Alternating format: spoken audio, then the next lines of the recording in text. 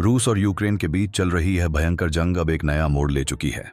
पहले जहां परंपरागत टैंक, तोप और मिसाइलें युद्ध का हिस्सा थीं, वहीं अब युद्ध के मैदान में एक नई तकनीक ने अपना जादू बिखेरा है। ड्रोन, जो छोटे, तेज और आत्मनिर्भर होते हैं, अब पूरे युद्ध को अपने तरीके से संचालित कर रहे हैं।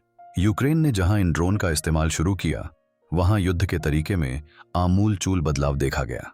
रात और दिन ये ड्रोन दुश्मन के ठिकानों को निशाना बनाते हैं और आसानी से पराक्रमी रूसी सेना के लिए मुश्किलें खड़ी कर देते हैं।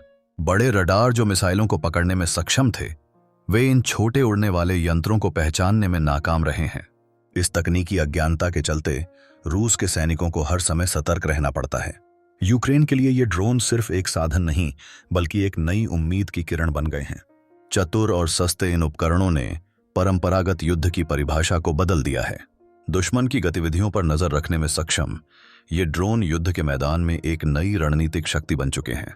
रात के अंधेरे में ये दुश्मन के ठिकानों को सहजता से खोज निकालते हैं और समय पर हमले कर देते हैं। इस नई तकनीक ने यूक्रेन के सैनिकों में भी नई हिम्मत भरी है। अब वे जान चुके हैं कि उनके पास एक अदृश्य, तेज और हमेशा तैयार रहने वाला बड़ा हथियार है। यह जंग पूरी दुनिया को यह सिखा रही है कि आगे का युद्ध केवल ताकत और संख्या का नहीं, बल्कि रणनीति, तकनीक और नावीन्यता का होगा। जहां बड़ी सेनाएं पराजित हो रही हैं, वहीं छोटे ड्रोन एक नए भविष्य का संकेत दे रहे हैं। इस नए युद्ध ने प्राकृतिक शक्तियों को चुनौती दी है और इतिहास के पन्नों को दोबारा लिखने का कार्य किया है। ड्रोन का युद्ध अब सिर्फ एक संबंधित विषय नहीं, बल्कि भविष्य की युद्ध रणनीतियों का एक अभिन्न हिस्सा बन चुका है।